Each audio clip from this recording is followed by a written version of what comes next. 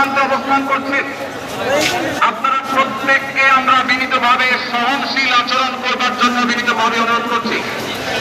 অনুগ্রহ করে সবাই আপনাদেরকে বিনীতভাবে অনুরোধ করছি, আপনারা আশেপাশে কেউ অসুস্থ হচ্ছে কিনা তাদের দিকে লক্ষ্য করেন। বাংলাদেশের সকল দল, মত, চিন্তা, দর্শনের মানুষ মাজলুম ফিলিস্তিনি এবং মাজলুম গাজার মানুষের পাশে আছে, সহাবস্থান করছে।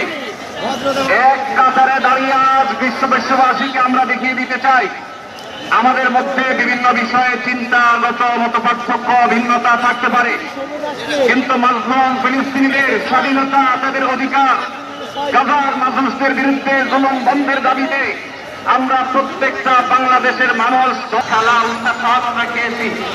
তারপরে আজকের এই সোহরাওয়ার্দী উদ্যানের এই গণজামায়াতে এই জনতার মহাসমুদ্রে উপস্থিত হয়ে আমরা বুঝতে পেরেছি আজকের এই মহাসমুদ্র ফিলিস্তিনের প্রতি আর তার প্রতি বাংলাদেশের জনগণের ভালোবাসার প্রতি। কিন্তু আজকের এই জনসমুদ্র প্রমাণ করে আমাদের এক একজনের বাস করে এক একটা আলকুচ চিৎকার করে বলুন ঠিক কিনা।